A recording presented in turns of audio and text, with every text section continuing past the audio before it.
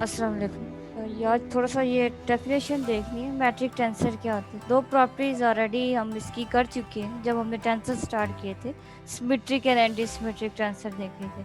वो मैट्रिक्स की आपकी मैट्रिक्स टेंसर की दो प्रॉपर्टीज थी। यहाँ पर मैट्रिक टेंसर क्या होते हैं, ये देखना है। इसकी जो एप्लीकेशन है वो आपको डिफरेंशियल ज्योमेट्री और कंट्रोल ग्रुप थ्योरी में मिल जाती है। कंट्रोल ग्रुप थ्योरी बेस होती है ये आपका मैट्रिक्स, क्योंकि आपके कंप्यूटर सिस्टम को डिज़ाइन करते हैं। जितनी अच्छी मैट्रिक्स होगी उतना उसकी स्पीड कंप्यूटर की ज़्यादा फास्ट होती जाएगी। कैमरा, एसी, ये मैट्रिक्स वहाँ पर यूज़ किए जाते हैं। जिस तरह हमें पता है कि टेंसर में डिमेंशन हम एन टाइम ले लेते हैं, इसी तरह मैट्रिक्स की अगर हमारे पास इनकी डिमेंशन ज़्यादा हो तो वो चीज़ हम टेंसर की हेल्प से डिस्कस करते हैं। डिफरेंशियल ज्योमेट्री में भी हमारे पास जो डिमेंशन होती है हाई डिमेंशन का डिस्कस किया जाता है। वहाँ पर हमें एप्लीकेशन डिफरेंशियल ज्योमेट्री में हमें मैथ की एप्लीकेशन मिल जाती है, इंजीनियरिंग की मिल जाती है। उसमें भी हमारे पास यही होता है कि वहाँ पर सरफेसेस जिस तरह 4D हमें नहीं पता किस टाइप की होगी, तो वो डिफरेंशियल ज्योमेट्री की हेल्प से हम बता सकते हैं। 5D इसी तरह जितनी मर्जी डिमेंशन है तो डिफरेंशियल ज्योमेट्री की हेल्प से हम पढ़ें। टेंसर और मैट्रिक्स, ठीक है, दोनों में डिफरेंस क्या है, ये आपके लिए क्वेश्चन है कि टेंसर और मैट्रिक्स दोनों में कोई डिफरेंस है, अवेलेबल नहीं है। मैट्रिक्स क्या होता है? मैट्रिक्स हमें पता है रो एंड कॉलम की फॉर्म में लिखा जाता है। जो हमारे पास फॉर्मल डेफिनेशन है मैट्रिक्स की, जो हम पढ़ते आ रहे हैं, वो हमारे पास अगर देखिए, square matrix 1 1 1 2 so on 1n। इसी तरह इसकी जब हम सेकंड रो डिस्कस करेंगे, 2 1 2 2 so on A2n so on. ये जनरल फॉर्म लिखिए आप। 2 × 3 × 5 × 5 इस तरह की मैट्रिक्स आती है, आपको लिखने लिख सकते हैं, कोई भी ले लें। ये आपके पास M1, ये आपके पास AM2 so on AMN।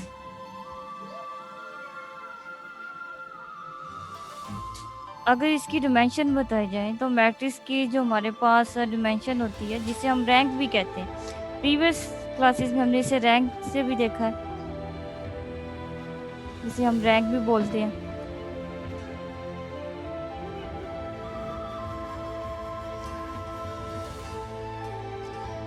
M represent किसे कर रहा होता है? एम रिप्रेजेंट कर रहा होता है रो को, और एन रिप्रेजेंट कर रहा होता है कॉलम को। ये हमने प्रीवियस सिस्टम जो हम पढ़ते हुए आ रहे हैं ये देखा हुआ है, ठीक है। ये जो इसके बाद मेन डायग्राम का पूछे, मेन डायग्राम को हमने प्रिंसिपल डायग्राम से भी डिस्कस किया हुआ है। ये इसका मेन डायग्राम होता है। मेन डायग्राम के लिए वहाँ पर हमने ये भी कंडीशन देखी थी कि आपके पास स्क्वायर मैट्रिक्स होनी चाहिए, तभी हम मेन डायग्राम पर आप बता सकते हैं। यहाँ पर इसे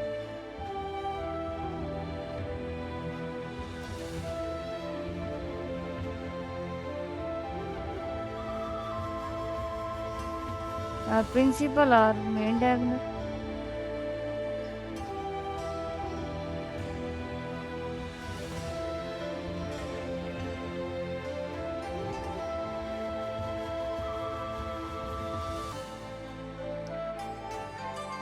इसके लिए हमारे पास रिस्ट्रिक्शन थी, ये आपके पास स्क्वायर मैट्रिक्स हो तब वहाँ पर आप बता सकते हैं,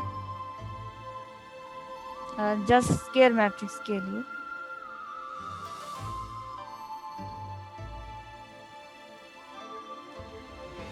अगर आपके पास मेन डायग्राम जिसके एलिमेंट आपके पास A11 A22 A33 so on AMN, अगर ये आपके पास 1 हो जाए तो इसे आप यूनिट मैट्रिक्स कहते हैं। ये आपके पास फिर यूनिट मैट्रिक्स बन जाती है।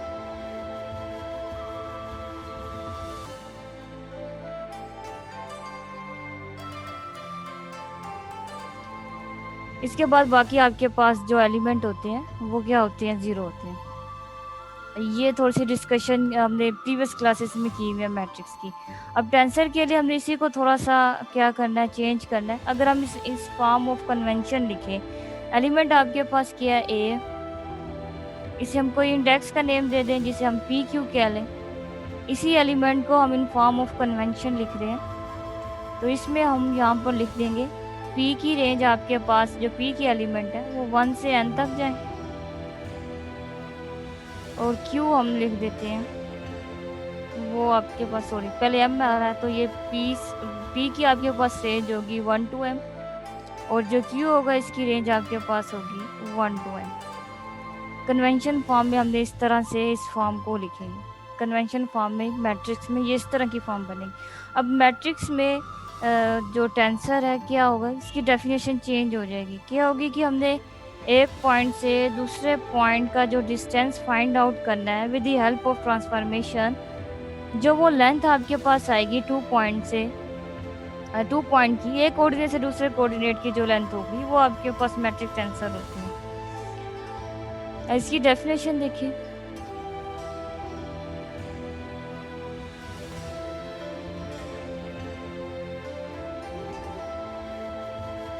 in rectangular Cartesian coordinate, the distance between neighborhood point coordinate are।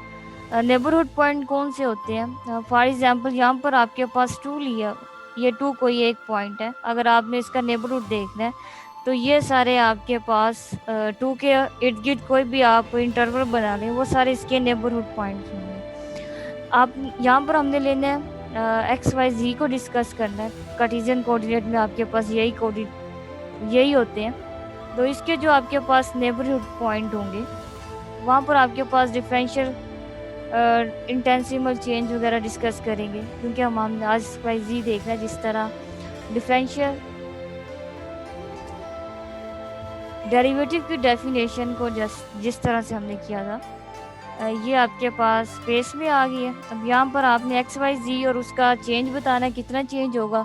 जो जितना आ रहा होगा इस कोऑर्डिनेट सिस्टम में उसे नेबरहुड पॉइंट बोलेंगे, जितना चेंजेस आ रहा होगा आपके पास लेंथ में।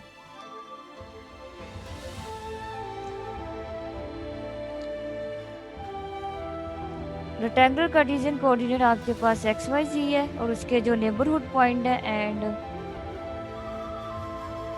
उसे हम कहेंगे x plus D X, Y plus D x,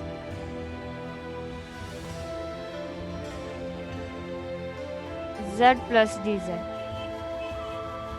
ये एक डेफिनेशन है। दूसरी ये भी है हमारे पास जो मैंने अभी बताई है, transformation one coordinate plane to another coordinate plane that assign the length. इन दोनों की लेंथ की ही बात कर रहे हैं। Between 2 points in one plane to another plane is called metric tensor. वो इन दोनों को पॉइंट कह रहे हैं, इन दोनों के दरमियान जो लेंथ डिफाइन होगी उसको हम मैट्रिक टेंसर बोलेंगे। लेंथ के लिए हमारे पास कर्वीलिनियर कोऑर्डिनेट में हमारे पास एक फार्मूला है जो हम कर चुके हैं, आर्क लेंथ जिसे कहते हैं, जिसे डी आर डी एक्स से रिप्रेजेंट किया हुआ है। उसे हम थोड़ा सा डिस्कस करेंगे। कर्वीलिनियर कोऑर्डिनेट में हमारे पास आर, फिर ट्रांसफॉर्मेशन पहले इसकी बनाएंगे। आर वेक्टर आपके पास क्या होता है, in form of X Y Z. ये सारे आपके पास पैरामीट्रिक कर्व हैं, ठीक है। पैरामीट्रिक कर्व के पैरामीटर हैं हमारे पास। यहाँ पर पैरामीट्रिक कर्व कौन कौन सी थी जो हमने u1 u2 u3 लिया हुआ था, यहाँ पर लिख देती हूँ।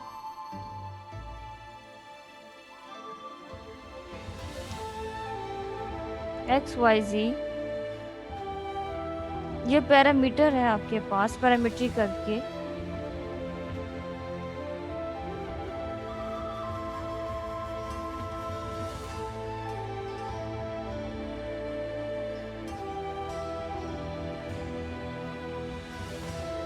u1 u2 हमने तो जब हमने इसका टॉपिक किया था वहाँ तो हमने इसे एज अ कंसीडर लिया था, लेकिन जिस तरह हम इसके जनरेशन फॉर्म में जाते जाएंगे तो ये आपके पास पैरामीट्रिक कर्व में डील होते जाएंगे, as a parametric curve deal होगी u1 u2 u3 coordinate.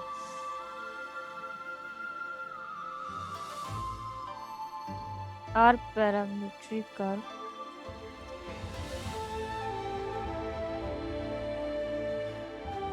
u1 u2 u3। अब हम इन्हें इन form of u1 u2 u3 लिख सकते हैं जिस तरह हमने कलविनर कोऑर्डिनेट में r को डिफाइन किया था।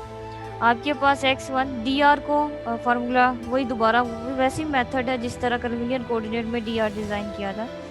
वहाँ पर हमें dr को ds से रिप्रेजेंट किया था, ds के को dr डॉट dr इस तरह करना। ये x1 आपके पास इन form of u1 u2 u3, ये फिक्स कोऑर्डिनेट है कलविनियर कोऑर्डिनेट।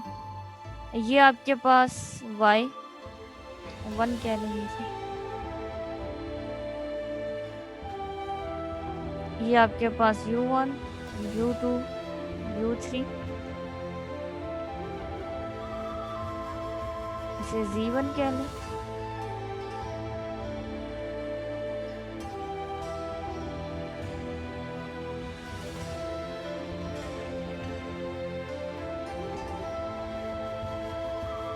इसका आप dr फाइंड आउट करें। dr फाइंड आउट करने का हमारे पास क्या है कि अब हम इसका डेरिवेटिव ले सकते हैं, partial derivative with respect to u1 u2 u3, क्योंकि हमारे पास कोऑर्डिनेट इसके in form of curvilinear coordinate है। तो उसका फार्मूला हम डायरेक्टली लिख देंगे, कैलकुलेशन करने की ज़रूरत ही नहीं है। Partial r over partial u1 du1 plus partial r over partial u2। ये हम लेंथ डिफाइन कर रहे हैं, जिस तरह उन्होंने कहा ना लेंथ बिटवीन 2 पॉइंट, तो लेंथ का फार्मूला बता रहे हैं। फिर यहाँ से हमने आपके पास जो भी लेंथ आएगी in form of matrix tensor होगी, plus du2 plus partial r over partial u3 du3। ये लेंथ डिफाइन कर दी है। अपनी आसानी के लिए इसे हम जो partial r over partial u1 है किसी और पैरामीटर के इक्वल भी रख सकते हैं, अगर नहीं रखना तो ना रखें। अगर रखना है तो इसे हम अपनी कैलकुलेशन के लिए अल्फ़ा 1 कह देते हैं कि इसका कोई ना कोई आपके पास नंबर आएगा या कोई भी इन फॉर्म ऑफ को भी है। अगर आपके पास फंक्शन है तो इन फॉर्म ऑफ कुछ ना कुछ इसकी वैल्यूज़ होगी, तो इसे अल्फ़ा 1 कह दिया। ये आपके पास du1 एज इसे अल्फ़ा 2 कहेंगे, अलोंग u2 कर्व है। ये आपके पास du2 प्लस अलोंग u3 के अल्फ़ा 3 du3। डी स्क्वायर आपके पास क्या था, उसका फार्मूला क्या था जब हमने आर्क लेंथ ड्राइव की थी, dr डॉट dr था। यहाँ पर भी वही लिखेंगे, सारे मैथ स्टेप वही हैं जो हमने आर्क लेंथ कलविनियर कोऑर्डिनेट में उसके स्टेप किए थे। dr डॉट dr वहाँ पर था कि आपके पास यूनिट वेक्टर साथ इन्वॉल्व हो रहे थे, इसमें वो हमने चीज़ नहीं ली, ठीक है। बस ये चीज़ है, वहाँ पर यूनिट वेक्टर का यूनिट वेक्टर के साथ आपके E1 था ना, इस वजह से वो E1 का E1 के साथ डॉट प्रोडक्ट था। यहाँ पर आपके पास ये वाले अगर टर्म इसे लिखे अगर अल्फ़ा 1 du1, क्योंकि हमने इसे टेंसर वाले हमने यूनिट वेक्टर इसलिए नहीं क्योंकि हमने इन फॉर्म ऑफ टेंसर लेकर आना है, ठीक है। यहाँ पर हम कलविनियर कोऑर्डिनेट डिज़ाइन वो ड्राइव नहीं कर रहे, हमने यहाँ पर टेंसर मैट्रिक्स को डिफाइन करना है। 2 पॉइंट लिए, इस वजह से हमने वो यूनिट वेक्टर का वो लिए ही नहीं है। यूनिट वेक्टर तो आपके पास नॉर्मल भी आते हैं, वहाँ पर भी नॉर्मल भी वेक्टर डिफाइन होते हैं। Plus alpha 2 du2 plus alpha 3 du3। ये कैलकुलेशन के लिए अल्फ़ा नेम दिया, नेसेसरी नहीं है कि दें, मे भी आपकी बुक में नहीं होगा, वो इसी को लेकर चलें। थोड़ी सी इसके वजह से कैलकुलेशन और मैट्रिक्स जो आपके पास एंड में बनेगी ना वो इजीली होगी। जिस तरह ऊपर ये हमने A11 A12 लिखे हैं वैसे फॉर्म पर आ जाएगी आकर अल्फ़ा की हेल्प से। Alpha 1 du1 plus alpha 2 du2 plus alpha 3 du3। ये सारी डेफिनेशन आपके पास मैट्रिक्स टेंसर की है। इस वाली टर्म को मल्टीप्लाई करेंगे इस होल वाली टर्म के साथ विद डॉट प्रोडक्ट। ये इसमें डॉट प्रोडक्ट आएगा, ये डॉट है, सिंपल मल्टीप्लिकेशन ही। फिर इस वाली टर्म को डॉट प्रोडक्ट के साथ, ये पूरी टर्म के साथ डॉट प्रोडक्ट होगा।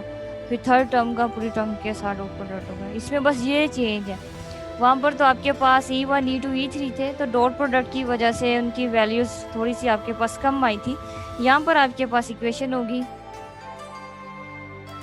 हम α1 डॉट α1 du1 स्क्वायर की फॉर्म में हम इसे लिख सकते हैं। ये आपके पास आ जाएगा du1 square plus α1 dot α2 du1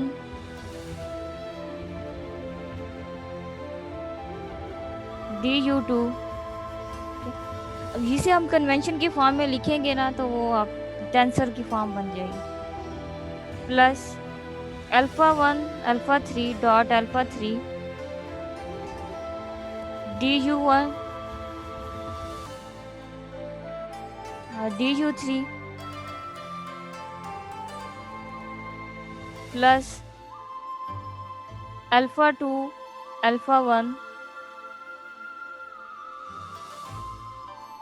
du2 du1 plus α2 α2 dot α2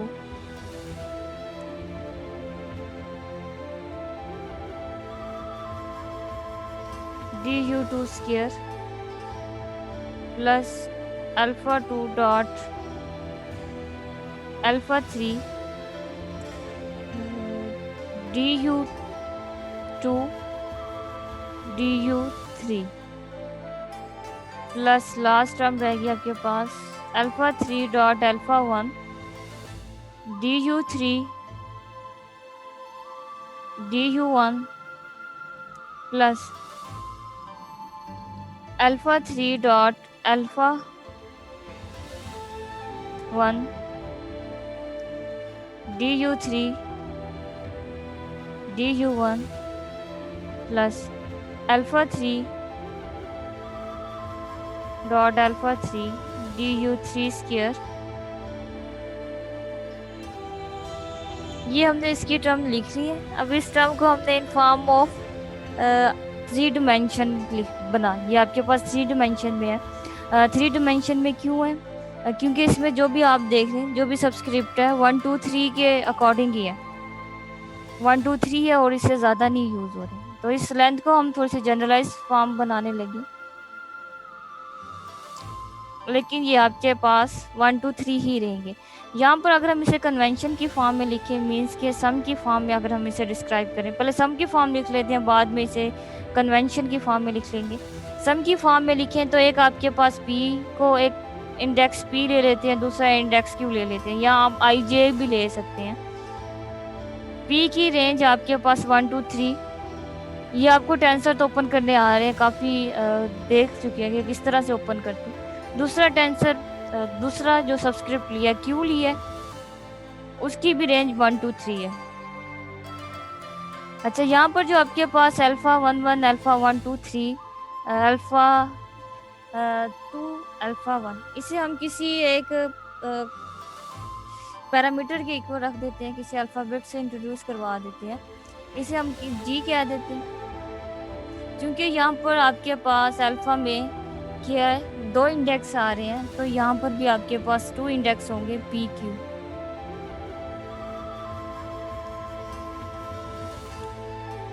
for example हमने ये लिखा है, अगर G11 है इसका मतलब है α1 डॉट α1, इसका मतलब ये है। अगर G12 ले रहे हैं तो इसका मतलब है α1 डॉट α2, ठीक है। तो ये हमने एक अल्फ़ाबेट्स इंट्रोड्यूस करवाया, इसके भी 2 इंडेक्स है। उसके बाद आपके पास du1 du2 वाली फॉर्म में इसको कंप्लीट करें तो एक आपके पास du2 टाइम आ जाएगा, पहले एक इंडेक्स p है, दूसरा इंडेक्स q है। इसकी डिमेंशन आपके पास 3 है। ये आपके पास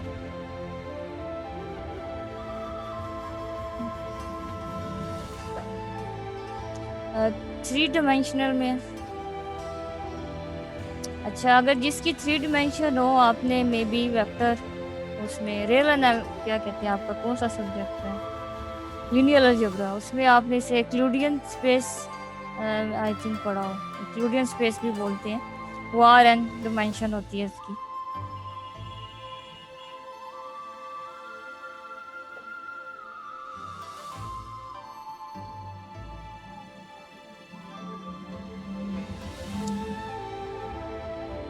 इसको हम जनरलाइज कर सकते हैं एंटम तक। ये जो आपके पास इक्वेशन आई है फिलहाल तो 3 डिमेंशन की है, ये रिप्रेजेंट कर रही है टेंसर को और मैट्रिक्स टेंसर को। दिस इज कॉल्ड, ये आपके पास मैट्रिक्स टेंसर है।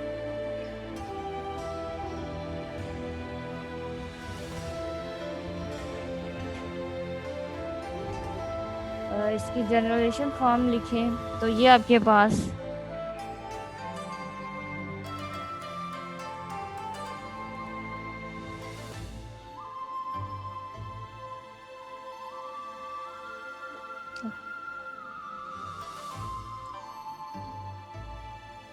प्रेजेंटेशन बोले रेडी रहे। हाँ, ये कंप्लीट, बस ये थोड़ा सी आपको डेफिनेशन बतानी, साथ साथ थोड़ा सा पढ़ते भी रहे, सिलेबस भी होता रहेगा, आपकी प्रेजेंटेशन भी चलती है।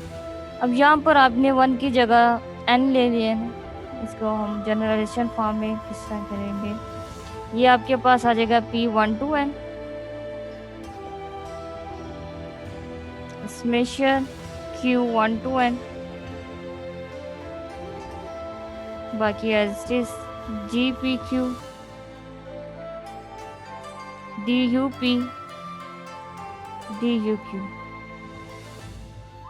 ये टेंसर, मैट्रिक टेंसर की डेफिनेशन। अगर आपने इसे कन्वेंशन की फॉर्म में लिखना है तो कन्वेंशन की फॉर्म में ये लेंथ आपके पास क्या होगी, ds²। जब आप इन फॉर्म ऑफ कन्वेंशन लिखना है वहाँ पर हम सम मेंशन नहीं करते कन्वेंशन फॉर्म में। ये आपके पास आएगा PQ DUP DUQ। ये हम इस तरह का स्टाइल टेंसर में लिखते हैं। ये आपके पास कन्वेंशन फॉर्म में मैट्रिक टेंसर। यहाँ पर थोड़ी सी मैं आपको हाईलाइट कर दूँ, मैट्रिक टेंसर हमने किया है। मैट्रिक टेंसर कैसे टेंसर होता है, जो आपके पास एक प्लेन से दूसरे प्लेन के जो दो पॉइंट होते हैं उनकी जो लेंथ होती है वो हम मैट्रिक टेंसर की हेल्प से फाइंड आउट करते हैं। ये इक्वेशन हमने ड्राइव की थी। ये आपके पास समेशन की फॉर्म में कन्वेंशन की फॉर्म में आपके पास मैट्रिक टेंसर है। मैट्रिक टेंसर की आगे 2 प्रॉपर्टीज थी, एक थी आपके पास सिमेट्रिक टेंसर, एक है आपके पास एंटी सिमेट्रिक टेंसर। इसका ऑर्डर 2 क्यों है, यहाँ इस ऑर्डर को आप रैंक का नेम भी दे सकते हैं, इसे आप रैंक भी कंसिडर कर सकते हैं। मैट्रिक्स का रैंक आपके पास 2 होता है क्योंकि हम यहाँ पर रो एंड कॉलम डिस्कस करते हैं, इस वजह से इसका रैंक 2 है। ठीक है, यहाँ तो वो ये आपके पास रो है, ये आपके पास कॉलम। ठीक है, इन्हीं फॉर्म में IJ की फॉर्म में आपके पास ये यहाँ पर से इंडेक्स भी देख लें, इस वजह से इसका ऑर्डर 2 है। और वेक्टर जब हम लेते हैं, वेक्टर का जो कि हमारे पास ऑर्डर 1 होता है, वेक्टर को हम रिप्रेजेंट करते हैं यहाँ तो कॉलम की फॉर्म में, उसका एक ही स्टाइल एट अ टाइम होता है, इस वजह से उसका रैंक 1 होता है। यहाँ तो हम वेक्टर को कॉलम की फॉर्म में लिखते हैं, यहाँ तो हम रो की फॉर्म में लिखते हैं, जिस वजह से इसका जो रैंक होता है वो आपके पास 1 आता है।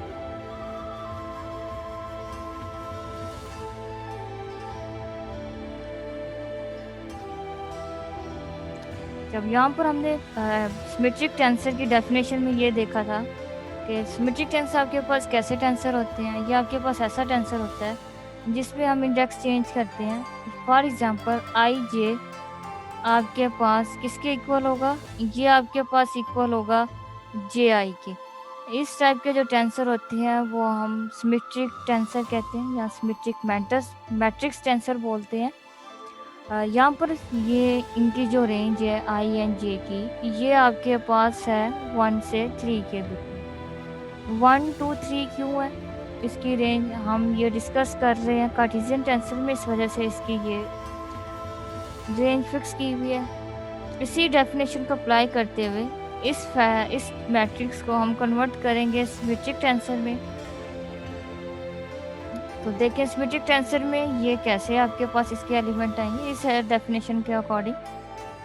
ये आपके पास ये डिटरमिनेंट की फॉर्म में नहीं लिखना, ये आपके पास एरे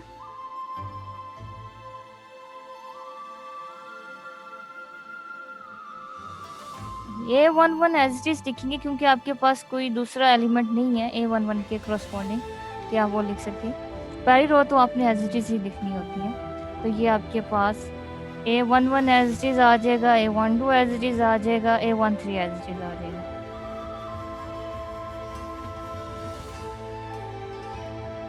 अब देख लें हमने A21 को इसके अकॉर्डिंग हम अगर डेफिनेशन अप्लाई करें तो आपके पास वो एलिमेंट मौजूद होना चाहिए इस मैट्रिक्स में। आपके पास 2 1 है, ठीक है। अब इसके अकॉर्डिंग आप देखें A21 आपके पास एलिमेंट है, इसका कंपोनेंट है। तो अगर हम इस पर डेफिनेशन अप्लाई करें सिमेट्रिक टेंसर की तो वो आपके पास 1 2 है। मैट्रिक्स में 1 2 यहाँ पर है, ये है मैट्रिक्स का टेंसर। इस वजह से इसके जो अब एलिमेंट होगा वो हमने 2 1 नहीं लिखना, वो हमने क्या लिखना है 1 2 लिखना है। 2 2 के करस्पॉन्डिंग आप यहाँ पर देख लें, इस रो में देख लें आपके पास कोई एलिमेंट नहीं होगा तो ये एज इट इज आ जाएगा। 2 3 का भी कोई एलिमेंट नहीं है, ये भी एज इट इज ही आ रही है। नीचे चलते हैं लास्ट वाली रो में, यहाँ पर 3 1 है। 3 1 को अगर हम चेंज करें, डेफिनेशन अप्लाई करें सिमेट्रिक टेंसर की, A31 है। जब हमने इस पर सिमेट्रिक टेंसर अप्लाई किया है तो इसका आंसर आपके पास किसके इक्वल होगा 1 3 के इक्वल। 1 3 ये इस मैट्रिक्स में मौजूद है। तो अब हम इसको क्या लिखेंगे इसकी डेफिनेशन के अकॉर्डिंग, ये 3 1 की जगह 1 3 आएगा। इसी तरह 3 2 को देख लेते हैं। जब हमने इस पर मैट्रिक टेंसर अप्लाई किया है 3 2 किस में चेंज हो गया, 3 2 चेंज हो जाएगा आपका 2 3 में। तो यहाँ पर अब 2 3 आपके पास मैट्रिक्स में मौजूद है। तो ये आपके पास यहाँ पर इसके जो एलिमेंट है 3 2 नहीं लिखेंगे, इसे हम 2 3 लिखेंगे और ये आपके पास A33 एज इट इज आ जाए। अब जो ये ट्रांसफॉर्मेशन बनी है, जो भी आपने ये किया है, ये अब आपके पास सिमेट्रिक टेंसर है। ये पहले सिमेट्रिक टेंसर नहीं था, ये सिंपल मैट्रिक्स थी। हमने इस पर सिमेट्रिक टेंसर की जो एप्लीकेशन अप्लाई किया है तो ये आपके पास मैट्रिक टेंसर बन गया है जिसका रैंक 2 है आपके पास। नाउ आप इसे आप अब कह सकते हैं कि ये आपके पास जैसे सिमेट्रिक टेंसर।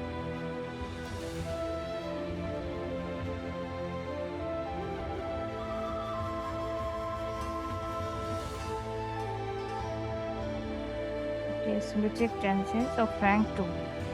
अब दूसरा हमारे पास इसमें ये भी है कि इसके हम कंपोनेंट बता सकते हैं कि इसके कितने इंडिपेंडेंट कंपोनेंट हैं। तो इसका फार्मूला हमारे पास होता है n+1 डिवाइड बाई 2। जो n हो रहा है वो डिपेंड कर रहा होता है कि आपके पास मैट्रिक्स किस फॉर्म की है। ये मैट्रिक्स आपके पास 3/3 की है। अगर आपके पास 4/4 की हो तो वो 4, 5/5 की हो तो ये 5। ये जो 3/3 है ये रिप्रेजेंट कर रहा है n को। अब इसमें हम अगर n की वैल्यू पुट करें, यहाँ पर n की वैल्यू पुट करें, n आपके पास 3 है, 3 + 1 4 हो जाएगा डिवाइड बाई 2, 4 3 12 डिवाइड बाई 2। तो इसके जो आपके पास इंडिपेंडेंट कोऑर्डिनेट है वो आपके पास 6 हो।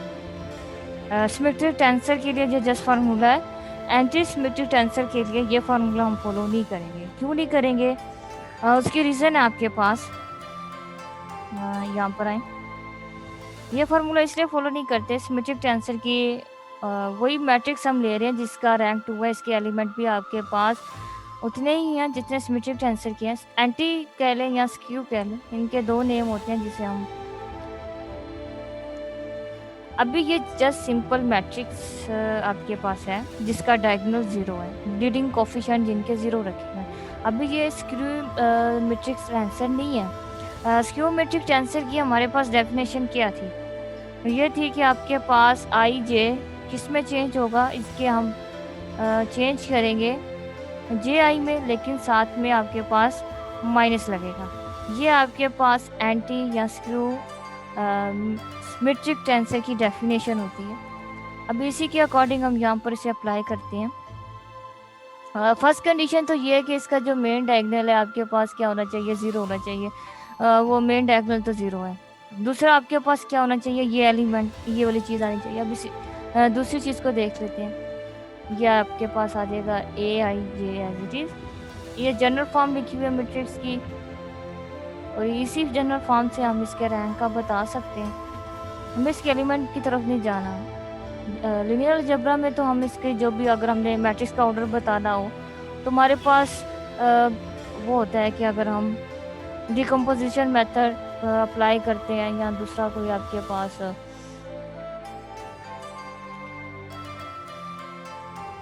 रो रिडक्शन का फार्मूला होता है, उसमें आपके पास नॉन ज़ीरो जो रो होती हैं, जितनी आपके पास आएगी वो मैट्रिक्स के ऑर्डर को डिफाइन कर रहे होते हैं। आप लिनियर अलजेब्रा में ये करते हैं। दूसरा आप ये देखते हैं कि अगर आपने इसकी डिमेंशन देखनी हो तो मैट्रिक्स का देखते हैं कि किस टाइप की मैट्रिक्स है, 3x3 की या 4x4 की है, तो वही आप उसका बता देते हैं। जनरली हम ये करते हैं, लेकिन टेंसर में हमने ये चीज़ नहीं करनी, इसको एक साइड पर करते हैं। टेंसर में हमारे पास रैंक का सेपरेट कॉन्सेप्ट है। इसमें हम देख रहे होते हैं कि आपके पास कितनी रिक्वायर है। यहाँ पर हमारे पास मैट्रिक्स मूव हो रही है, एक रो एक कॉलम एट अ टाइम, दोनों चीज़ें हमारे पास साथ साथ चल रही हैं, इस वजह से इसका रैंक 2 है। ये फर्स्ट एलिमेंट इसका आपके पास 0, डायगोनल एलिमेंट इसके 0 रख लें, जो लीडिंग कोफिशिएंट जिसे हम कहते हैं, ये आपके पास 0 आ गई। अब यहाँ पर जिस तरह हमने ऊपर फर्स्ट रो को एज इट इज रखा था, इसमें भी 1 2 और A1 3 को एज इट इज रखेंगे।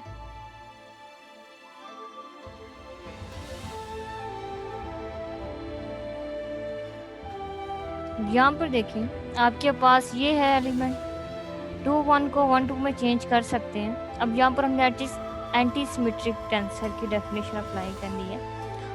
वो क्या आपके पास होती है, A21 आपके पास किसके इक्वल होगा, ये आपके पास होगा 1 2 के इक्वल, साथ में आपके पास नेगेटिव आ जाएगा। अब आपने इसकी जगह ये वैल्यू पुट करनी है, ये इसको हम रिप्लेस कर देंगे -A12 से। A21 को रिप्लेस किया -A12 से, 0 एज इट इज आ जाएगा। अब यहाँ पर 2 3 को अब यहाँ पर देख लें, आपके पास जितने भी आपने किया है वहाँ पर ऐसा कोई एलिमेंट नहीं है, इस वजह से आपने इस एलिमेंट को भी ऐसे ही रहने देना है। A23 को एज इट इज रहने दें। अब यहाँ पर आ जाए 3 1 को आप अगर आप चेंज करें 1 3 यहाँ पर है, यहाँ पर आप डेफिनेशन अप्लाई करेंगे A31, इसको अगर आप चेंज करेंगे ये आपके पास आ जाएगा A13, लेकिन एंटी स्क्यू सिमेट्री की वजह के साथ माइनस आएगा। अब हमने इसे रिप्लेस किससे करना है, A31 को -A13 से। इसके बाद आप देखिए ये वाला एलिमेंट यहाँ पर आपके पास है, तो यहाँ पर आपने A32 को किससे रिप्लेस करेंगे, इसे आप रिप्लेस करेंगे A23 से, साथ में आपके पास माइनस आ जाएगा, ये आपके पास आ जाएगा -A32। ये जो अब आपके पास मैट्रिक आई है, जो भी आपके पास मैट्रिक टेंसर आया है, ये इसे हम स्क्यू या एंटी मैट्रिक टेंसर कहेंगे। ये पहले नहीं थी, ये अब हुई है, ठीक है। इस पर जब हमने डेफिनेशन अप्लाई किया, दूसरी कंपोनेंट की फॉर्म थी इंडिपेंडेंट कंपोनेंट, इसके 6 थे, इसके अब कितने होंगे, 0 वाले तो हमने इन्वॉल्व नहीं करने, वो तो एलिमेंट 0 हो गए हैं। उसके बाद ये जो माइनस है, जब हम इसे हम सॉल्व आउट करेंगे तो ये आपस में जब ये भी 0 हो जाएंगे, तो ये माइनस वाले भी आपस में क्या हो गए, ये भी इग्नोर हो गए, इसे भी इग्नोर कर दिया, इन्हें भी इग्नोर कर दिया। रेस्ट ऑफ एलिमेंट कितने आपके पास बचे हैं, ये आपके पास है इसके कंपोनेंट 1 2 एंड 3। तो इसके जो इंडिपेंडेंट कंपोनेंट है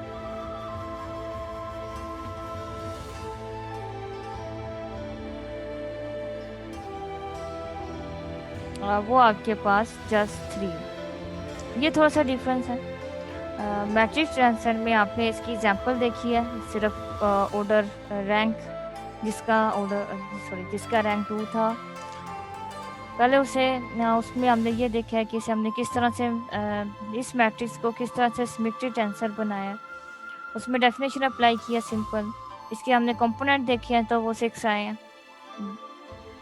एंटी सिमेट्रिक में हमने इससे पहले डेफिनेशन अप्लाई किया है। डायगोनल इसका मेन डायगोनल इसके लीडिंग कोफिशिएंट 0 होते हैं, तो जो माइनस वाले एलिमेंट होते हैं जब हम उन्हें सॉल्व आउट करते हैं वो आपस में क्या करते हैं, एक दूसरे को कैंसिल आउट कर लेते हैं, 0 टर्म बन जाती है। इस वजह से इनको भी इग्नोर किया, इनको भी काउंट नहीं करना, 0 वालों को काउंट नहीं करना। तो जो आपके पास इसके अलावा जो आपके पास कंपोनेंट बचे हैं वो जस्ट 3 है, तो इसके इंडिपेंडेंट कंपोनेंट 3 है। इसका कोई फार्मूला नहीं है, वो हमने इस तरह से देखना होता है। जो मैट्रिक टेंसर है इसकी हमें क्यों ज़रूरत हुई थी, इसकी हमें तब ज़रूरत पड़ी थी जब हमने क्रिस्टोफर सिंबल की ट्रांसफर, ये एक क्रिस्टोफर सिंबल डिफाइन करने थे। क्रिस्टोफर सिंबल आपके पास एक ट्रांसफॉर्मेशन लाए, हमने ट्रांसफॉर्मेशन ला किए, कंट्रावेरिएंट का भी किया है, कोवेरिएंट का भी किया है, ठीक है। अब क्रिस्टोफर सिंबल को हमें क्यों ज़रूरत पड़ी है, क्रिस्टोफर सिंबल की इसलिए ज़रूरत पड़ी है कि जब हम मैट्रिक टेंसर का डेरिवेटिव लेते हैं किसी भी कोऑर्डिनेट के रिस्पेक्ट, तो वहाँ पर हमारे पास थोड़ी सी कह लें हर्डर्स आते हैं। उस हर्डर्स को रिमूव करने के लिए हमने एक न्यू ट्रांसफॉर्मेशन ला किया जो सिर्फ डेरिवेटिव के लिए मखसूस था। अच्छा, इस लॉ से हम कंट्रावेरिएंट कोवेरिएंट मिक्स्ड आंसर का डेरिवेटिव फाइंड आउट कर सकते हैं। ये आप कह लें कि ट्रांसफॉर्मेशन लॉ की एक ही टाइप है। और हमारे पास जो मिक्स्ड आंसर का हम जो लॉ फाइंड आउट करते थे, ट्रांसफॉर्मेशन लॉ था, वो हमारे पास इस तरह से था, R over S is equal to partial X bar R over partial X I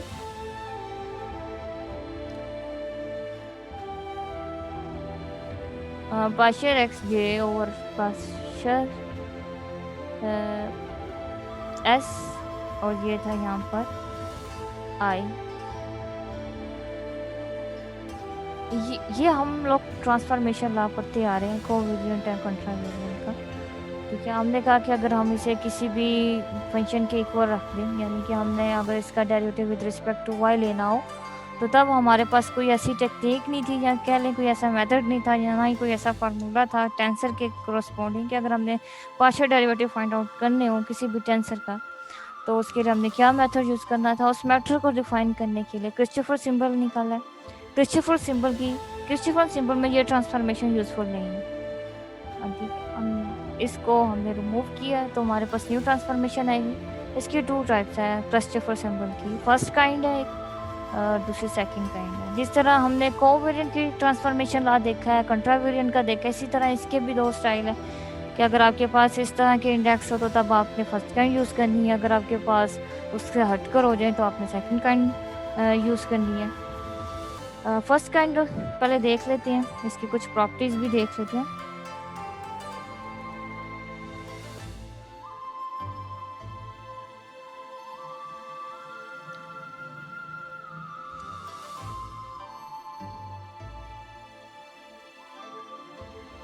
Christopher symbol ये पार्शियल डेरिवेटिव पर डिपेंड करते हैं। वैसे कहते हैं कि इन जनरल जो हम बात करें तो ये टेंशन नहीं होते, इनके रिजल्ट जो आते हैं आपके पास टेंशन नहीं आते, लेकिन हम इन्हें कंसिडर करते हैं as a answer. Christoffel symbol इसमें आपके पास सब रिजल्ट यूज होंगे जो हम अब पढ़ते हुए आ रहे हैं टेंसर। हमने कोनेकर डेल्टा का भी देखा है, आपने कोवेरिएंट के भी देखे हैं। उन तमाम चीज़ों को अब हम यहाँ पर एक साथ देखेंगे किस तरह से मैट्रिक टेंसर भी इसमें इन्वॉल्व होंगे।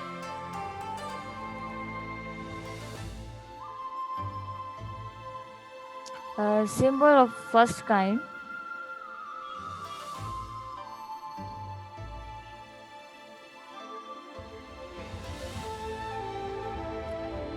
मैट्रिक टेंसर की मैंने सिर्फ यहाँ तक ही करवाई है, लेकिन ये आपके पास जिस तरह हमने कॉलिनियर कोऑर्डिनेट की ट्रांसफॉर्मेशन देखी है कार्टेशियन में, स्फेरिकल में, सिलेंड्रिकल में, तो मैट्रिक्स की भी इसी तरह से ट्रांसफॉर्मेशन होती है कि इनके जो आपके पास ए आई यहाँ पे तो सिंपली किया है, तो हम इन्हें सिलेंड्रिकल स्फेरिकल में भी कर सकते हैं। तो ये Christopher symbol of first kind है।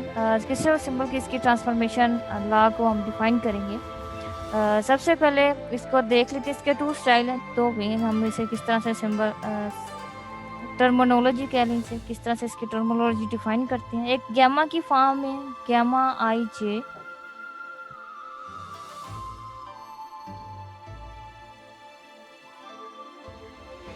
कोमा के यहाँ तो इस तरह से लिख लें, यहाँ तो इसका स्टाइल है रे की फॉर्म में, एरे की फॉर्म में है आई जे कोमा की। जो आपके पास कोमा के बाद वाले जो भी इंडेक्स होते हैं वो डेरिवेटिव को रिप्रेजेंट कर रहे होते हैं कि इसमें कितने डेरिवेटिव इन्वॉल्व होंगे। अब इसकी ट्रांसफॉर्मेशन किस तरह से डिफाइन होगी, अब इस ट्रांसफॉर्मेशन को देखें। ये आपके पास इंडेक्स है, ये आपके पास के जो वाला इंडेक्स है, ये आपके पास डेरिवेटिव कंसिडर होगा। ये स्टाइल ऐसे लिखने का ज़रूरी नहीं है कि आप आई जे के लें, इसकी जगह पी क्यू आर भी ले सकते हैं, MNL भी ले सकते हैं, इंडेक्स हम चेंज कर सकते हैं अपनी मर्जी से, लेकिन फिर उसी के अकॉर्डिंग हमने ट्रांसफॉर्मेशन ला ओपन करनी होगी। इसकी ट्रांसफॉर्मेशन देखिए, हमने तो कोवेरिएंट किस तरह से ट्रांसफॉर्मेशन देखी है। अब इसकी थोड़ी सी चेंज होगी, इसमें हमारे पास टेंसर आएंगे, मैट्रिक टेंसर इन्वॉल्व 1/2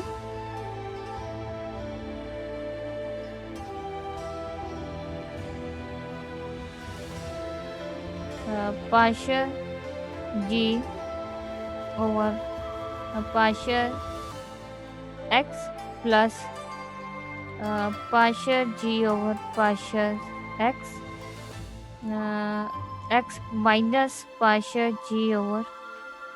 अब इसके इंडेक्स के थोड़ा सा देख लें किस तरह से है, याद करने के लिए थोड़ा सा स्टाइल बना रही। ये तो फिक्स है कि आपने इसकी ट्रांसफॉर्मेशन किस तरह से ओपन करनी है, जिस तरह से हमने इसकी ओपन की। अब यहाँ पर सबसे पहले आपने अगर देखें, यहाँ पर एक इस डेफिनेशन से आप ये भी लगा सकते हैं, आपके पास जो ऊपर जो इंडेक्स होंगे वो 2 होंगे और नीचे वाला इंडेक्स आपके पास 1 होगा, और ये भी है, ठीक है। इससे आप ये भी लगा सकते हैं, आप डेरिवेटिव जिसके रिस्पेक्ट लेंगे वहाँ पर इंडेक्स आपके पास 1 होगा, ऊपर जो जितने इंडेक्स होंगे वो आपके पास कितने होंगे, 2 होंगे। तो यहाँ पर हम देखते हैं 2 इंडेक्स होने चाहिए, कौन कौन से। अगर हमने यहाँ पर आई के लिया है तो इसमें कौन सा इंडेक्स मिक्स है, जे मिक्स है, तो यहाँ पर जे लिख। अगर यहाँ पर हमने आई के ले लिया, अब यहाँ पर हम जे के लेंगे, तो जे के में आई मिक्स है, तो यहाँ पर आई आ जाएगा आपके पास, ठीक है। यहाँ पर हम ले लेंगे आई जे यहाँ पर है, के मिक्स है, तो यहाँ पर क्या है। ये इसका स्टाइल है ट्रांसफॉर्मेशन का। दूसरा हमारे पास इंडेक्स ये बताते हैं कि ऊपर आपके पास इंडेक्स कितने आएंगे, कॉमे के बाद नीचे आपके पास इंडेक्स कितने आएंगे। ये भी रिप्रेजेंट करते हैं दोनों को, या तो आप गैमा की फॉर्म में लिखें या तो एरे की फॉर्म में लिखें, ये आपके पास है। ये आपके पास ट्रांसफॉर्मेशन है किसकी, फर्स्ट काइंड किसकी कह रहे हैं, क्रिस्टोफर सिंबल की कह रहे हैं। ये जो आपके पास टेंसर इन्वॉल्व हुए हैं, ये आपके पास मैट्रिक टेंसर है। इसकी यहाँ पर प्रॉपर्टीज, यहाँ पर एक थ्योरम भी है, उनका प्रूफ नहीं कर रहे, यहाँ पर आप थोड़ा सा देख लें यहाँ पर, ताकि आपके पास यहाँ पर हो आई जे और ये आपके पास हो जे के, ठीक है। तो इसको हम किस तरह, इसको हम डेल्टा की फॉर्म में लिख सकते हैं, क्रॉनिकल डेल्टा जिसे कहते हैं। यहाँ पर डिस्टिंक्ट एलिमेंट आपके पास आएंगे। ये आपको आंसर 0 कब, ये 1 आंसर कब देगा, जब के आई के इक्वल हो, और ये आंसर आपको 0 कब देगा, जब आपके पास के इक्वल ना हो आई की। इसका मतलब क्या है कि जो आपके पास मैट्रिक टेंसर है, यहाँ ये थ्योरम की स्टेटमेंट थोड़ी सी डिफाइन कर रही हूँ। ये आपके पास क्या है कि जब मैट्रिक टेंसर आपके पास 0 कब होंगे, जब इनके इंडेक्स आपस में डिफरेंट हो, तब ये आपके पास क्या होंगे, आपके पास 0 आंसर देगा। अगर इनके इंडेक्स आपके पास सेम हो तो वो आपके पास इसका जो आंसर होगा वो 1 आएगा, यानी कि यहाँ पर आई के आई आता है इंडेक्स, तो 1 आता। इस तरह से आप इस डेफिनेशन, ये थ्योरम की स्टेटमेंट थी, यहाँ पर बता दें एज अ रिजल्ट। दूसरे बाद इसकी दूसरी पॉइंट है Christopher symbol of first kind is symmetric. Christopher symbol आपके पास सिमेट्रिक रिलेशन डिफाइन करते हैं। सिमेट्रिक रिलेशन डिफाइन करते हैं तो इसकी जो फॉर्म होगी लिखने का वो ये होगा आपके पास आई जे कोमा के, ये आपके पास किसके इक्वल है, ये आपके पास इक्वल होंगे जे आई कोमा के की। सिमेट्रिक की डेफिनेशन हमने अप्लाई करनी है कि आपके पास के चिफर सिंबल भी सिमेट्रिक होते हैं। हमने सिमेट्रिक टेंसर तो देख लिए हैं मैट्रिक्स में, यहाँ पर भी देख लेते हैं। लेफ्ट हैंड साइड कंसीडर करेंगे।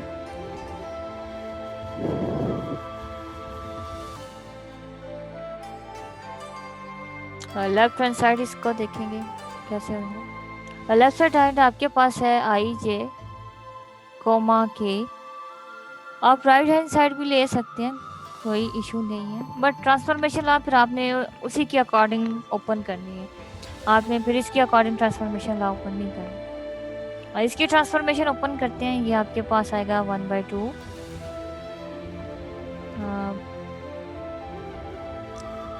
Partial G over partial X plus partial G over partial gain X minus partial G over partial. अब इसके इंडेक्स ओपन, इंडेक्स का देखेंगे। यहाँ पर अगर आई के है तो यहाँ पर आपके पास जे आएगा नीचे। यहाँ पर अगर आपके पास जे के है नीचे आपके पास आई आएगा। यहाँ पर आई जे है तो नीचे आपके पास के आएगा। ये ट्रांसफॉर्मेशन है इसकी, इस तरह से ओपन होगी। अब यहाँ पर हमने इसे क्या करना है, सिमेट्रिक बनाना है। तो सिमेट्रिक कैसे बनाएंगे, यहाँ पर अगर आप देखें हमने ये साइड ली है, दूसरी साइड में आपके पास आई जे किस में चेंज हो रहा है, जे आई में चेंज हो रहा है। ओके, आपके पास एज इट इज़ है। तो हमने इसका मतलब है इंडेक्स सिर्फ आई जे को ही करना है। यहाँ पर प्लेस क्या करेंगे, यहाँ पर हमने पुट करना है आई की जगह आप पुट कर दें जे को, और जे की जगह आप पुट कर दें के सॉरी आई को। ये दोनों चीज़ें हमने कर लेंगे, दोनों की बात एक ही टाइम लिख लें, दोनों सेम ही है।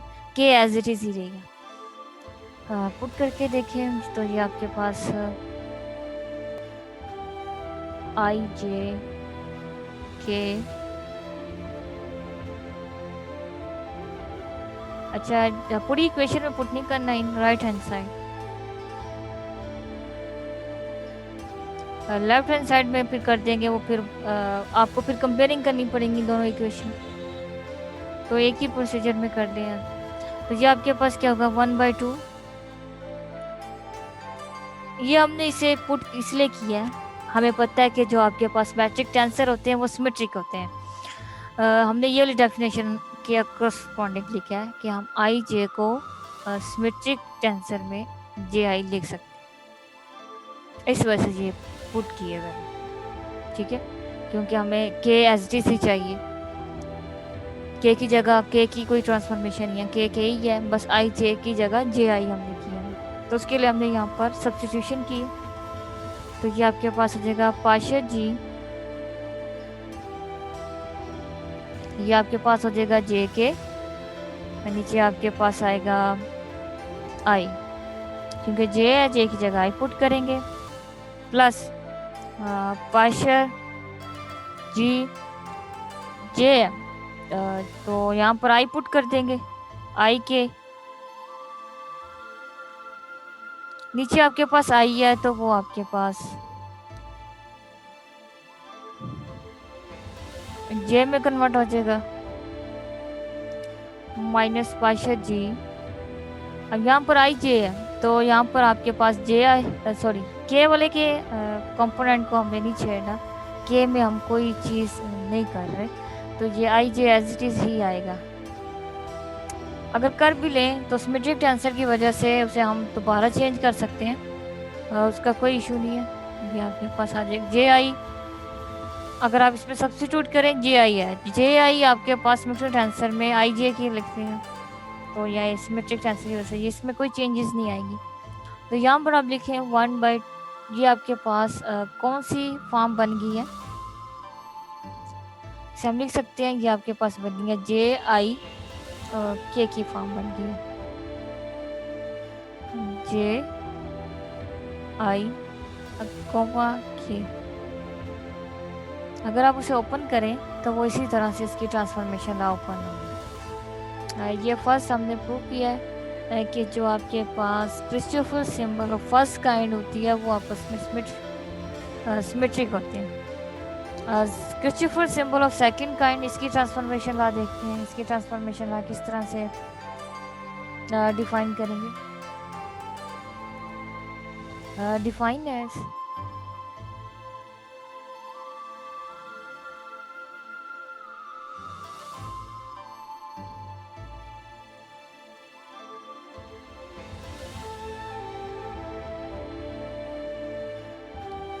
डिफाइन एज,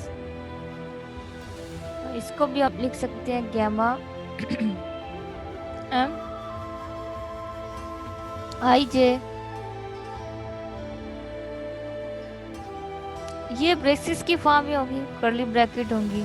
ये थोड़ा सा इसमें डिफरेंस है। एम आई जे जो एम में रिप्रेजेंट कर रहा है डेरिवेटिव को, ये आपके पास आएगा।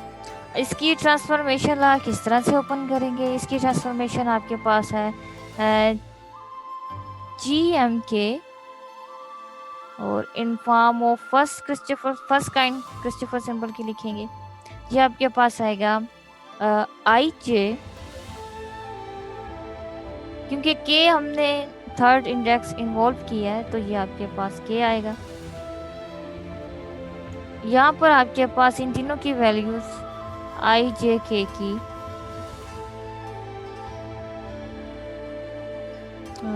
ये क्वांटिटीज को शो कर रही होते हैं इंडेक्स, तो ये आपके पास 1 से n तक जाएंगे, क्योंकि टेंसर की डिमेंशन आपके पास n होती है, जिस n मतलब क्या मल्टी डिमेंशनल कहते हैं, तो इस वजह से ये इसकी जो डिमेंशन n होती है टेंसर की, इस वजह से हमने इसे लिखा है यहाँ पे 1 से n तक। अगर आप ये पूछें कि ये कौन सी फॉर्म है, ये हम लोगों ने अभी इसका नहीं किया, ये कॉन्जुगेट मैट्रिक्स कहते हैं। जिसे आप जिस तरह ये नहीं करते 2-1 है, इसे आप इस तरह से भी लिखते हैं और इसे आप इसे 1/2 से भी लिख सकते हैं। इस वजह से ये मैट्रिक्स कॉन्जुगेट कह लें।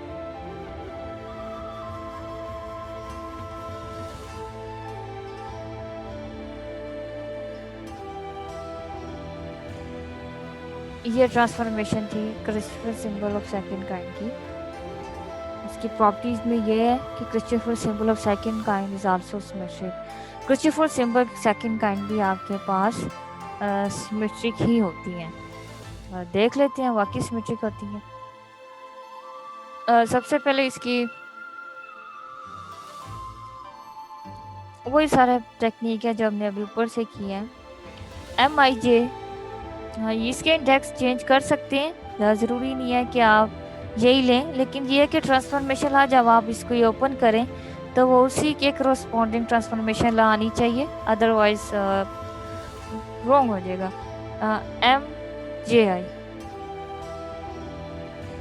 फॉर एग्जांपल, अगर आपने यहाँ पर ले रहे हैं गैमा के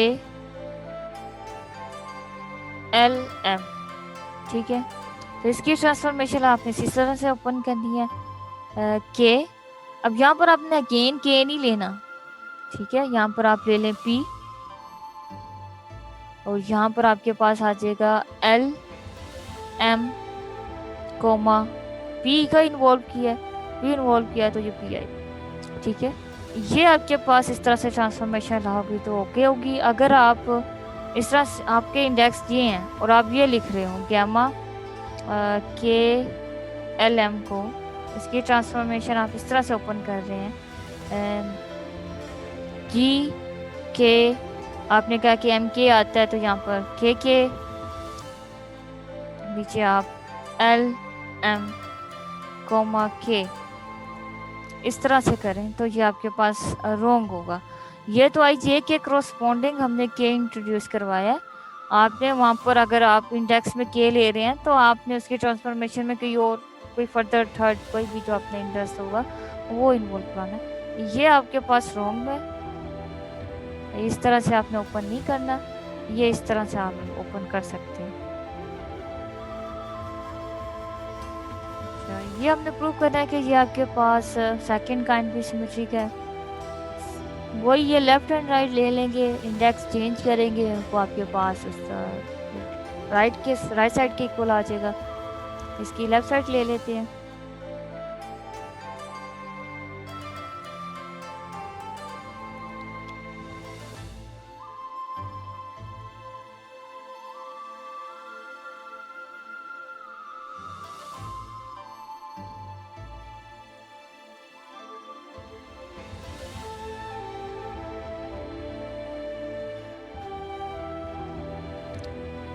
MIJ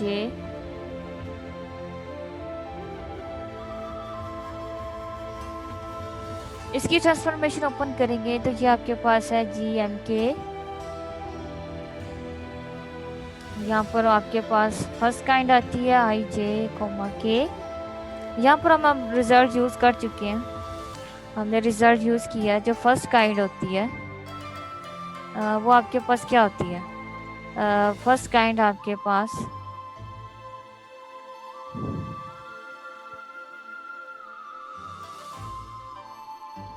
first kind is also symmetric, वो भी आपके पास सिमेट्रिक होती है।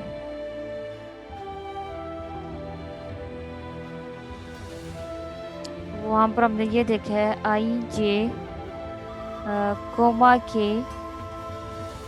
किसके इक्वल होता है? वो आपके पास इक्वल होता है J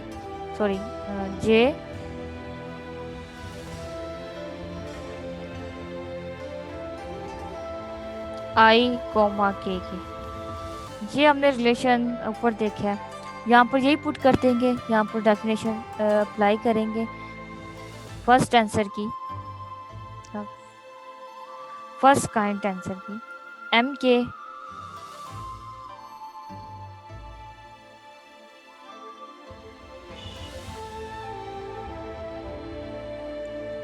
ये आपके पास चेंज हो जाएगा JI, K और ये आपके पास आएगा MJIK को। तो यहाँ पे भी हमने बता दिया। हमने क्रिस्टोफर सिंबल यूज़ किए हैं। क्रिस्टोफर सिंबल की 2 काइंड होती हैं। फर्स्ट काइंड की ट्रांसफॉर्मेशन देखी है, सेकंड काइंड की ट्रांसफॉर्मेशन देखी है।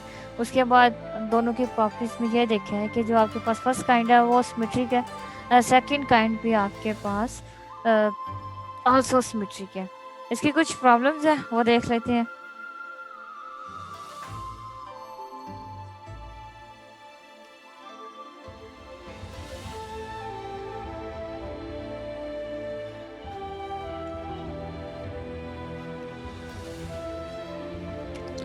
अच्छा, यहाँ पर आपके पास है फर्स्ट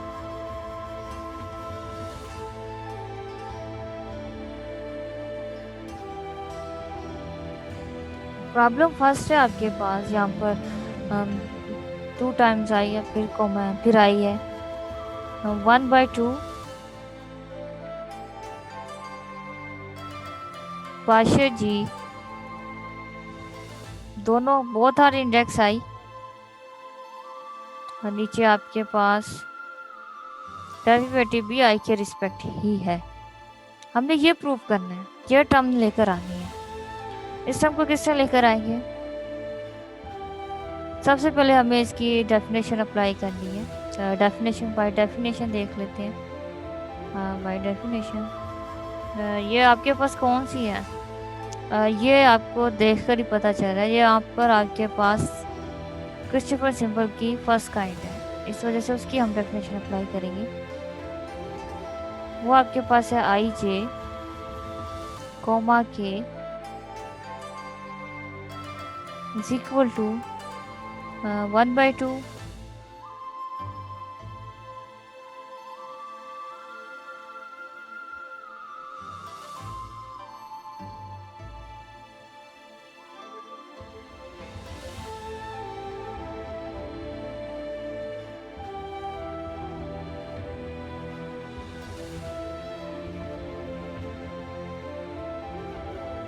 IK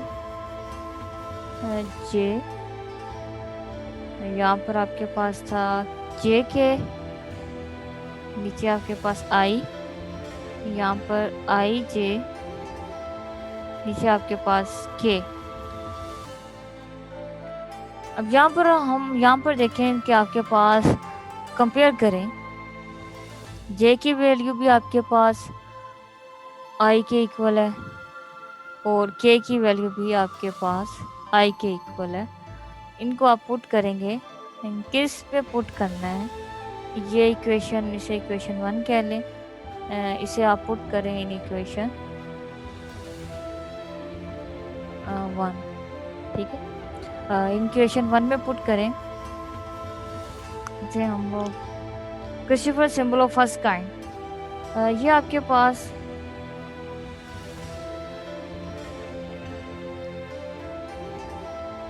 आई हमने तमाम इंडेक्स की वैल्यूज आई पुट करनी थी, जे के और के की भी, कोमा आई। इसके अकॉर्डिंग आपके पास अब जो इसकी इक्वेशन बनेगी,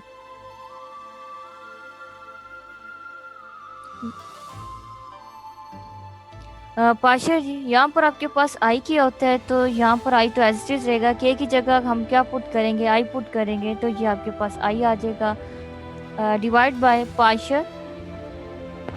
यहाँ पर आपके पास नीचे आपके पास जे होता है तो ये किस में चेंज हो जाएगा, आई में चेंज हो, जे की जगह हमने आई वैल्यू पुट करनी है। फर्दर आपके पास आगे आपके पास आता है जे के बोथ आर इक्वल टू आई, तो यहाँ पर हमने आई इंडेक्स लिखना है, नीचे आपके पास आई ही रहेगा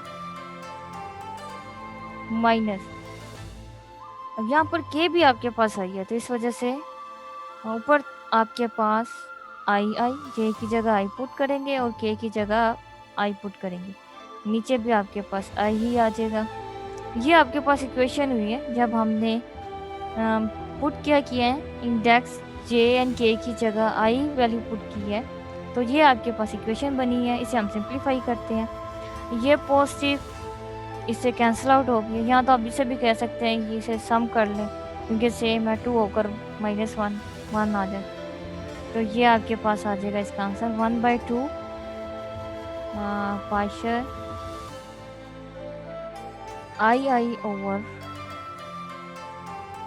पाशर एक्स आई। ये आपके पास किसकी वैल्यू थी, ये आपके पास थी, इसमें तीनों इंडेक्स आपके पास आई थे, ये रिजल्ट आपके पास आ गया, ये प्रूफ करना था। फर्स्ट आपके पास इसका रिजल्ट प्रूफ हो गया, इसके सेकंड रिजल्ट देख लेते हैं।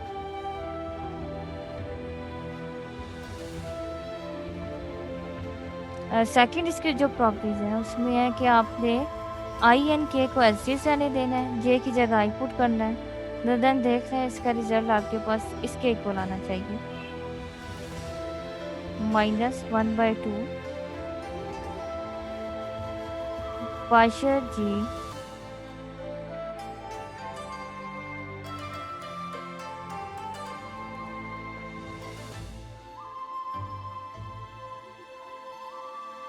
ये आपके पास रिजल्ट आना चाहिए। इनको हम देख लेते हैं, वेरीफाई कर लेते हैं कि वाकई यही रिजल्ट आ रहा है। सबसे पहले बाय डेफिनेशन इसकी ट्रांसफॉर्मेशन ओपन कर लेते हैं, जो कि आपके पास है आई जे कोमा के 1/2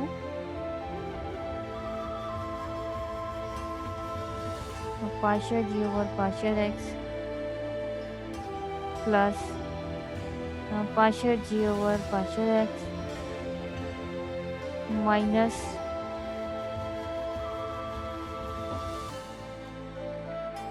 ये आपके पास आ गया, मतलब ये इसके इंडेक्स लिखते हैं। यहाँ पर आपके पास है आई के, यहाँ पर आपके पास है जे के,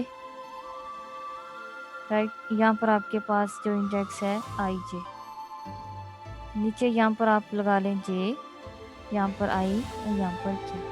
ये मैंने आपको बताया किस तरह से लिखते हैं। तो ये आपके पास इक्वेशन है फर्स्ट काइंड क्रिस्टोफर सिंबल की। इस इक्वेशन को आप इक्वेशन 2 का नेम दे दें। यहाँ पर हमने पुट क्या करना है, अगर हम रिप्लेस करें,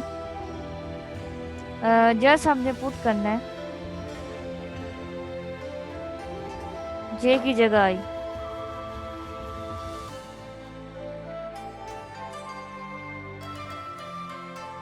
तो आपके पास ये इक्वेशन आ जाएगी, both are index I comma k as it is, 1/2 पाशा G I as it is आएगा, के भी एज इट इज आएगा, नीचे आपके पास आई आ जाएगा, प्लस यहाँ पर आपके पास जे है तो वो आपके पास आई के में रिप्लेस होगा, आई आ जाएगा, माइनस पाशा जी के आपके पास एज इट इज ही रहेगा। ये इक्वेशन आ गई जब आपने जे की जगह क्या पुट किया है, आई पुट किया है, तो ये आपके पास इक्वेशन आ गई है। ये पार्ट नहीं है इस क्वेश्चन का। अब इसको हमने सॉल्व आउट करना है। सॉल्व आउट क्या करेंगे, अभी मैंने आपको क्रोनेकर डेल्टा की डेफिनेशन दी है कि अगर आपके पास इंडेक्स डिफरेंट हो, ठीक है, तो उस पर आंसर आपके पास क्या होता है, 0 आता है। इसका मतलब क्या है, आई जे इक्वल नहीं है।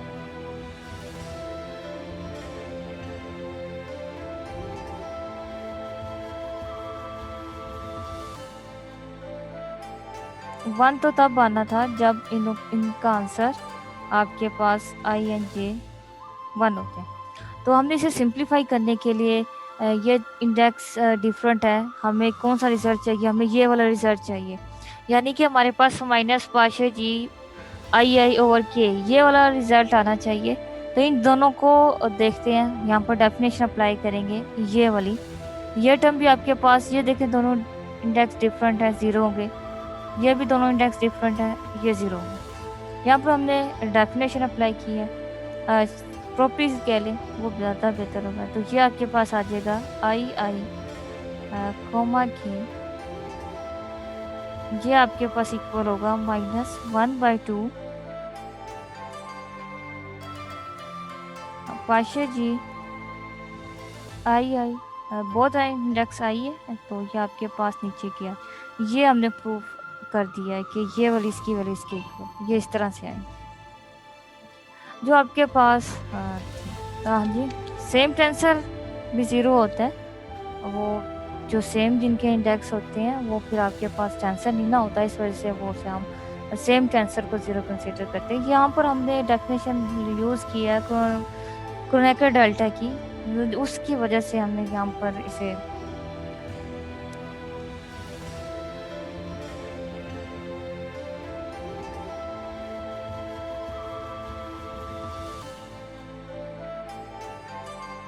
ये आप लोगों की तरफ है क्वेश्चन 3, ये आपने देखना है, इजी है, हो जाएगा आपके पास। यहाँ पर है कि सिर्फ आपने के की जगह आई पुट करना है, तो देखना है इसका रिजल्ट आपके पास ये आना चाहिए। के की जगह आई पुट करें तो जो आपके पास जो वैल्यू आएगी वो ये आएगी 1/2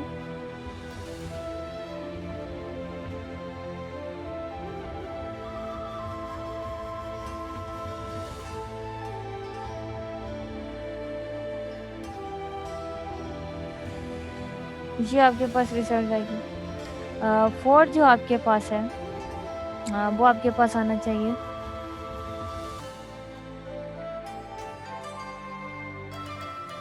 कोमा के, ये आपको आंसर देगा 0। इसकी रिस्ट्रिक्शन बता रही है कि ये आपके पास 0 कब आंसर आएगा। एक ही लाइन का क्वेश्चन है, ये भी हो जाएगा। अब आ जाए सेकेंड काइंड की तरफ। सेकेंड काइंड का थोड़ा सा देख लें।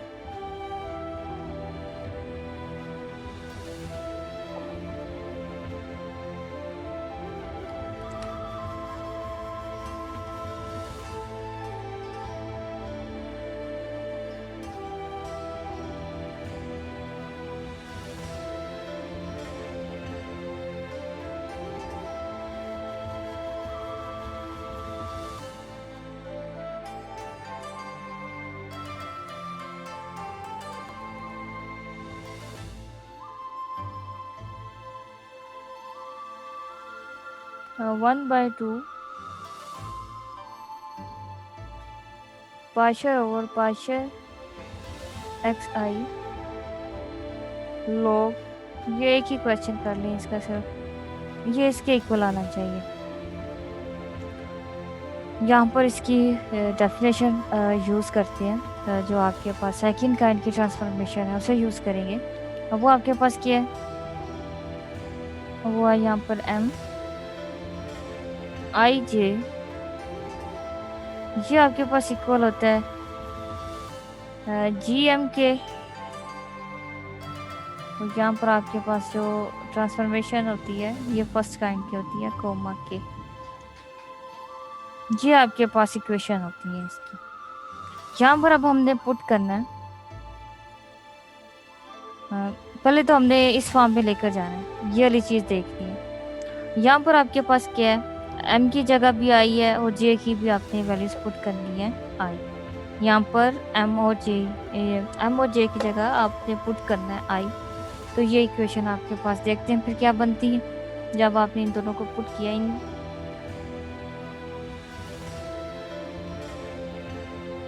इसे इक्वेशन 3 कह लें।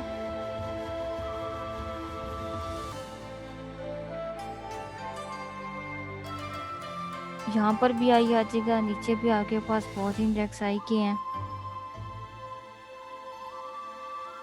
एम की जगह आई, के तो एज इट इज ही है, ठीक है। और यहाँ पर आपके पास जे भी आई हो जाएगा एंड के भी आई हो जाएगा। इसका रिजल्ट देख है इसके इक्वल आ, सॉरी प्रीवियस स्लाइड में हमने देखा है ये आपके पास इसके इक्वल आ रहा है, तो ये रिजल्ट यूज कर लेंगे। तो उसके लिए सबसे पहले सॉरी यहाँ पर आपके पास के है, के एज इट इज ही रहेगा।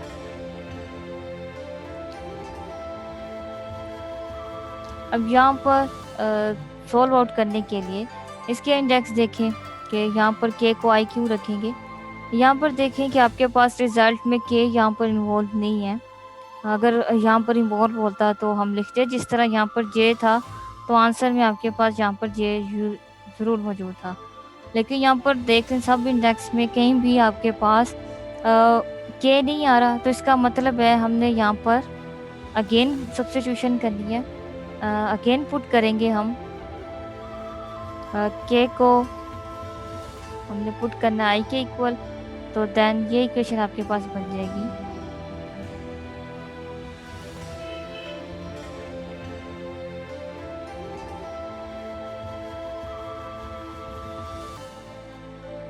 ये आपके पास आ जाएगा आई के इक्वल, ये आपके पास फॉर्म बन गई है। यहाँ पर रिजल्ट यूज कर रहे हैं, थ्योरम का एक रिजल्ट यूज है। वो ये है कि जो आपके पास कॉन्जुगेट मैट्रिक्स है, ये दोनों आपस में सेम होते हैं। इन जनरल तो हम ऐसा नहीं कहते कि कॉन्जुगेट मैट्रिक्स और रेसिप्रोकल आपस में सेम। मैट्रिक्स में थ्योरम है कि अगर आप मैट्रिक्स टेंसर ले रहे हैं तो कॉन्जुगेट उसका रेसिप्रोकल ये दोनों आपस में सेम होते हैं। तो ये थ्योरम है इसकी। यहाँ पर ये वाला रिजल्ट यूज़ कर लेते हैं क्योंकि हमें ये वाली फॉर्म किसी तरह से चाहिए। यहाँ पर देखेंगे मल्टीप्लाई नहीं हो रहा, ये वाले कुछ ऐसे टर्म दिए कि जो मल्टीप्लाई हो रही हो, तो इस वजह से हम इसे नीचे ले जाते हैं। पहले यहाँ पर अप्लाई करेंगे, ये आपके पास आई की फॉर्म रह जाएगी। यहाँ पर हम इसकी वैल्यूज पुट करेंगे।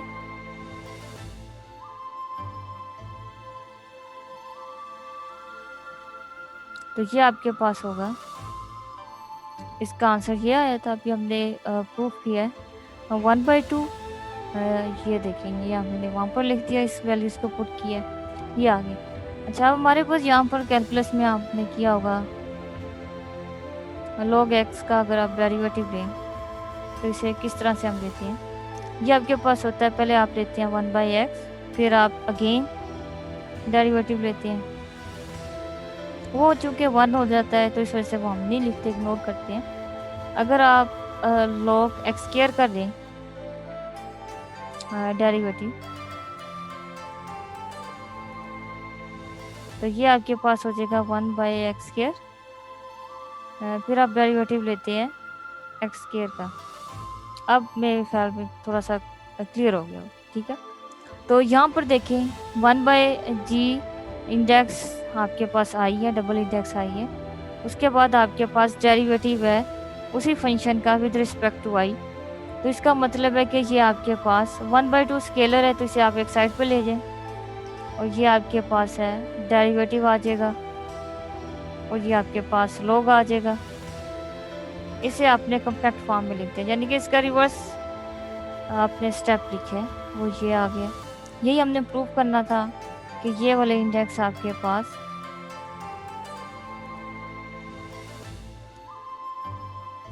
किसके इक्वल है। ठीक है, ये कि आपके पास 0 कब होंगे, इसकी भी आपने रीज़न ढूंढनी है। अब बुक में एक लाइन की ये स्टेटमेंट है,